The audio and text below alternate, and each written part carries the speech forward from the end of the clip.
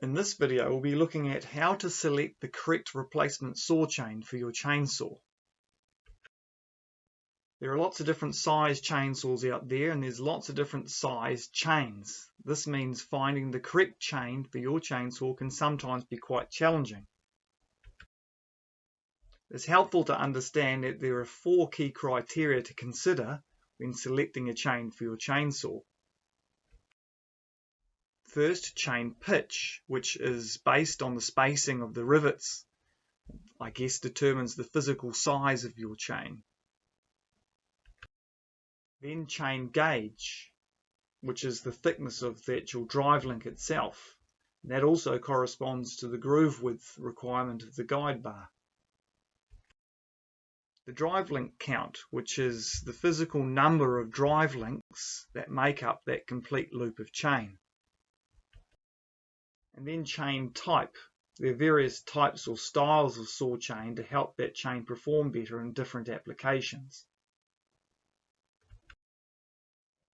Probably the easiest way to find the critical information you need when selecting a chain for your chainsaw can be found on the side of the guide bar, an information panel. In this example, we see that there is an information panel showing quarter P, standing for quarter pico, 1.1 mil, and 64. So 1.1 mil gauge is the thickness of the drive link, and 64 is the number of drive links that will make up that 12-inch or 30 centimeter loop of saw chain. In this example, we can see 3/8 pitch, 1.6 mil gauge, 84 drive links. With that information, we will be able to find a chain that will fit this chainsaw, regardless of the style or type of chain. It's not always so simple, because in this example we can see that the paint has been worn away or the markings are damaged and can no longer be read. This means we'll need another method at determining what is the chain requirement for this chainsaw. Stihl has developed a unique identification system for identifying the various types of chain. This is based on numbers that are stamped on parts of the chain, such as the tooth and the drive link.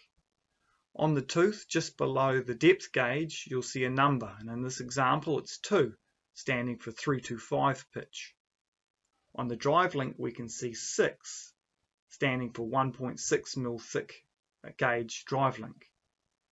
As far as the drive link count is concerned, we can physically count every individual drive link to determine what that is.